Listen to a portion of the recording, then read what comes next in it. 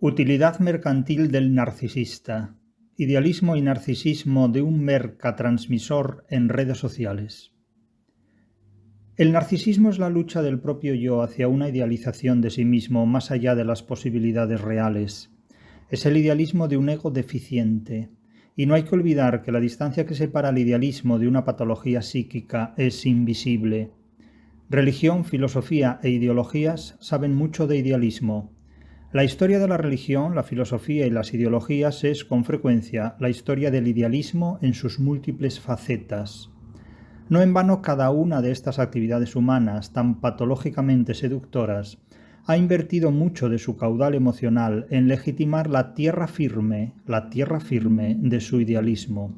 Una firmeza telúrica que con frecuencia nefelibata está siempre en un más allá inaccesible y redentor. Platón se jactaba de conocer el mundo ideal y metafísico de las ideas puras, purísimas, como si alguna vez hubiera estado allí como un registrador ante la propiedad. Tomás de Aquino trataba a Dios de tú, Hegel hacía lo propio con el espíritu absoluto, y Marx anunció en su visionaria utopía comunista el itinerario que conducía a la tierra prometida. Nietzsche descubrió la nada absoluta, sin duda antes de que Lucrecio la justificara por vez primera siglos antes. Freud dialogó en directo con el inconsciente de todos sus pacientes y Heidegger, poseso de éxtasis, vio al Dasein con más nitidez y más retórica que Blancanieves a los 7 enanitos. Amén. La filosofía, la religión y la política, en todas sus envolturas e imperativos ideológicos, nos han dejado una magnífica antología de narcisos. Difícil es saber cuál ha sido el más siniestro y prometedor. Cuanto más idealista es una persona, más débil resulta en todo cuanto hace, piensa y dice sentir, por mucha lexitimia que resulte padecer. Su debilidad recorre relaciones personales, sociales y profesionales, amor y sexualidad, trabajo y objetivos laborales, ocio y gestión del tiempo libre. El idealismo conduce siempre al fracaso, por lo que para evitarlo, el idealista se rodea de todos los medios posibles para preservar el autoengaño colectivo y personal. En este punto es clave vivir cercado de otros idealistas que sirven de escolta y blindaje, de modo que todos, conjuntamente, asuman vivir de forma concertada en un mundo idealizado y falso. Un co-living fabuloso y feliz, por decreto emocional. En este punto resulta irrenunciable imponer a los realistas la obligación de que asuman el idealismo exigido por los idealistas. No es una redundancia, es una exigencia que más pronto que tarde puede disponerse imperativamente en el Código Civil de una democracia posmoderna. La democracia misma es un idealismo político incuestionado como tal. El poder del idealismo en la edad contemporánea ha sido siempre el de una triple negación. La negación de la realidad, yo soy la verdad, la realidad exterior se equivoca, yo no. La negación de la objetividad, todo es subjetivo, menos lo que yo digo. Y la negación de la ciencia cuando esta última demuestra las falacias de los ideales exigidos. La razón no sirve para explicar la complejidad de la vida, mis sentimientos sí sirven. El idealismo es un formalismo incompatible con la realidad que el propio idealismo, paradójicamente, exige asumir. Es una teoría capaz de afirmar que si algo falla, la culpa la tiene la realidad, no el idealista. El idealista, como el narcisista, es incapaz de asumir cualquier responsabilidad. La culpa la tienen siempre los demás. El poder del idealismo es el poder del número. Es una fuerza cuántica, no cualitativa, cuyo destino es el fracaso colectivo, masivo y global. Naturalmente se trata de un fracaso invisible. Solo los débiles necesitan el idealismo. Los fuertes pueden asumir emocionalmente y cognoscitivamente el fracaso mediante el desengaño personal y a través de una capacidad de reacción para rehacerse de nuevo en condiciones compatibles con las exigencias de la realidad. Los pedantes a esto lo llaman resiliencia. El idealismo debilita enormemente cualquier tipo de sociedad humana, a la vez que la hace creerse de forma ilusa y equivocada más fuerte que las demás. La Alemania nazi es en este punto un ejemplo de referencia histórica y universal. Lo mismo ocurre con los individuos. La fortaleza emocional del idealista se basa en el fanatismo. Es una fuerza altísima y potentísima, tan poderosa como cegadora. Y esa ceguera es la que ante la realidad que no ve le hace fracasar por completo, porque la realidad no tolera a quien no es compatible con ella. El desenlace de todo idealismo es el fracaso más absoluto, pero es un fracaso que no se ve, muy diferido, y que nuestra sociedad evita declarar públicamente, entregada como está a la promoción y defensa a ultranza de todos los idealismos. De hecho, el idealismo tiene un final trágico, porque como toda tragedia, sus causas son invisibles y sus consecuencias irreversibles. Si fuera visible, es decir, prolépticamente inteligible, el fracaso como la tragedia se evitaría. Un exceso de sensibilidad nos priva con frecuencia de un mínimo de inteligibilidad. El mínimo necesario para evitar el fracaso. A Edipo le ciega la pasión, a Narciso el idealismo de su propio ego.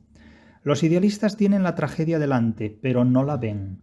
Viven en la indefensión más absoluta, pero no lo saben. Y pueden entregar su vida por una causa que, ideal y falsa, consideran suprema, sublime y, por supuesto, moralmente imperativa y necesaria. El imperativo categórico kantiano es una orden por las buenas. Viven como monomaníacos de ideales que imponen en su propio nombre, el yo, o en nombre de una colectividad en la que obsesivamente se integran el nosotros. El idealista nunca está solo, nunca. El idealista es miembro servil de un ejército unanimista y ciego. Siempre hay un Führer narcisista que pastorea rebaños de narcisos. Dicen de este modo dar sentido a sus vidas, cuando en realidad lo que hacen es darles un pseudosentido idealista y radical que solo puede desembocar en un fracaso violento. La edad contemporánea, de la mano del idealismo alemán, heredero sin duda del idealismo fideísta luterano, ha engendrado y promovido formas de ser absolutamente obsesionadas con imperativos idealistas de vida. Ha construido un prototipo humano que considera que puede vivir en una realidad personalizada, hecha a su propia escala hedonista, en la que su egolatrado ego sea la unidad definitiva de medida y exigencia de todas las cosas. Hasta tal punto que el prójimo está obligado imperativamente a satisfacerle y a obedecerle en el cumplimiento de cada uno de sus ideales personales y egotistas, yoístas y egocéntricos. Esto es el narcisismo, en cualquiera de sus facetas, géneros y pulsiones, todas ellas patológicas. El respeto posmoderno hacia el narcisismo del siglo XXI explica que el fracaso humano no se publicite. Pocos saben de primera mano que más de la mitad de la gente que se dedica a los negocios acaba en la ruina. Ningún escritor quiere ni puede admitir hoy que su supuesto éxito editorial no se debe a un talento literario ni a su propia inteligencia poética de la que carece, sino al empeño mercantil y empresarial de grupos financieros que hacen caja con sus libros en los actuales supermercados de libros, establecimientos comerciales a los que de ninguna manera se les puede llamar librerías. Si un escritor hoy es genial entre comillas, no lo es por lo que escribe, sino porque los genios son quienes han diseñado y promocionado la campaña publicitaria de su obra, la cual se extinguirá en menos de 90 días. La zanahoria caduca en 3 meses. Casi nadie sabe que la vida de un profesor universitario es un autoengaño institucional promovido por las agencias de calidad y de evaluación de la papelería académica, el gran camión de la basura de la enseñanza superior. Algún docente ha hablado en redes sociales de que la enseñanza actual es un engaño para todos los estudiantes y claramente les ha dicho en un sazonado presente continuo muy anglosajón: querido alumno, te estamos engañando. Sí, se engaña a los alumnos, es cierto, tanto como los profesores nos engañamos entre nosotros. No conviene olvidar la viga en el ojo propio. Y una prueba de que algo así, el engaño al alumnado, todo el mundo lo sabe y lo sabía, es que después de anunciarlo de forma pública y sonora, absolutamente todo sigue exactamente igual que antes, intacto. A la gente le encanta que la engañen. Mundus vult decipi. El vulgo quiere ser engañado, reza el adagio latino, y el alumno universitario, lejos de ser una excepción, es el ejemplo más juvenil, alegre y sofisticado de Narciso.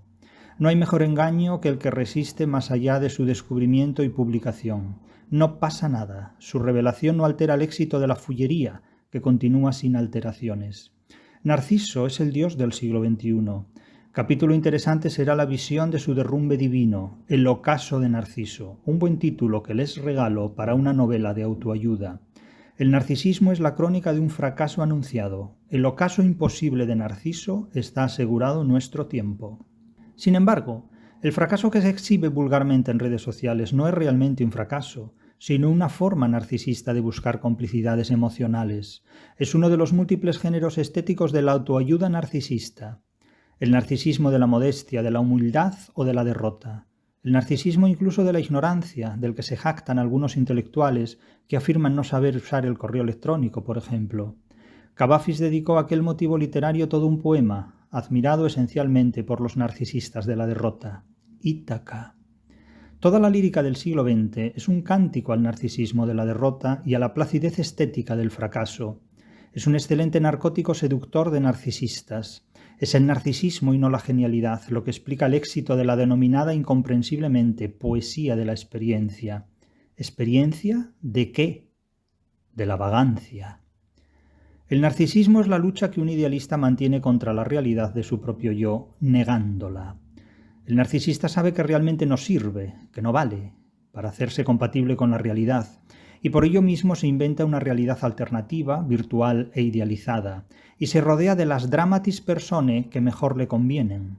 El actual mundo posmoderno no solo lo permite, sino que lo promueve, estimula y galardona. El siglo XXI premia el narcisismo en todos sus géneros, incluido sobre todo el más extremadamente maligno y luzbelino. Todo este trampantojo verbenero permite al narcisista olvidarse de que no es compatible con la realidad. Pero la realidad, como la muerte, nunca falta a ninguna de sus citas. Si alguien se divorcia excesivamente de la realidad, ella misma se encarga de corregir esa desviación, cobrando alta la factura. Pero para un narcisista, como para casi todos los idealistas, los signos reales, los signos de la realidad, son ininterpretables. Lo suyo no es la semiótica de lo real. El fracaso es la distancia que separa a los idealistas de la realidad. Y el narcisismo es la negación del fracaso que se tiene delante. El fracaso que se manifiesta en múltiples formas: la guerra, el crimen, el divorcio, la deuda impagable y creciente, el suicidio, la revolución política, las ideologías, la utopía, la superchería, las religiones, el cadalso, las filosofías de todas las naciones, las democráticas elecciones nacionales y supranacionales. ¿Cuántos fracasos no han logrado disimular unas elecciones democráticas? El narcisismo es una forma patológica de idealismo, y su destino es el fracaso. La curación es realmente difícil. Además, el rendimiento mercantil del narcisismo es altísimo.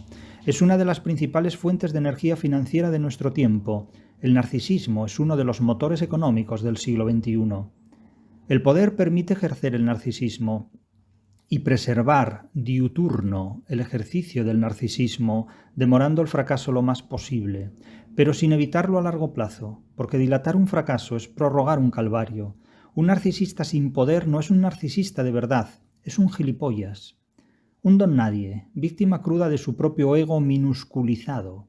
A Narciso le gusta el poder, es su salvoconducto y golosina, su fortín y su blindaje, su imagen y su espejo, su hogar y también sus propias fauces.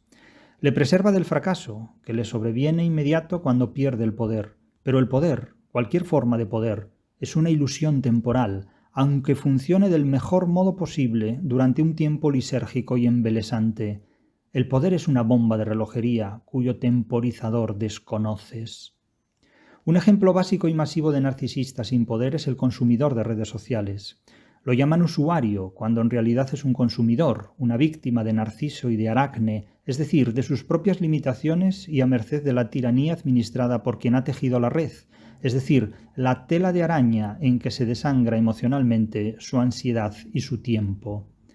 La erosión psicológica del narcisista es brutal. Consumidor y productor de contenidos para redes públicas, vive así esta atrición emocional, desesperante y teatralizada. Estos infelices narcisos, comentaristas de Internet sin apenas saber leer ni escribir, no saben que no saben, alimentan la red para facilitar el tráfico de dinero y las actividades mercantiles de otros. Esa es su función básica. Son transmisores internauticos de dinero ajeno. Son también potentes publicistas gratuitos de logros de otras personas a las que promocionan creyendo discutirlas o censurarlas, pero en todo caso las promocionan siempre. Generan siempre lo contrario de lo que se proponen, porque idealistas y narcisos siempre desconocen e ignoran las consecuencias reales de sus actos. Son el plancton necesario a los mercenarios del comercio global, mercatransmisores, soportes publicitarios y consumidores inconscientes, a los que se promueve haciéndoles creer en un concepto tan vago como vacuo, creadores de contenido. De nuevo, la zanahoria. El único valor de ese contenido es contribuir a la mercatransmisión globalista del dinero que generan Internet y sus redes sociales, y del que en el mejor de los casos reciben una parte ridícula porque el más alto porcentaje se lo lleva la fiscalización del Estado, y sobre todo la araña que teje la red. No trabaja gratis la araña que teje la red. Un Estado hoy subordinado a los intereses de los amigos del comercio global, quien de hecho ha diseñado arácnidamente la creatividad, entre comillas, creatividad, de las redes sociales y sus seductoras adictivas patologías. Hoy Narciso ya no es el hijo de Cefiso y Liríope.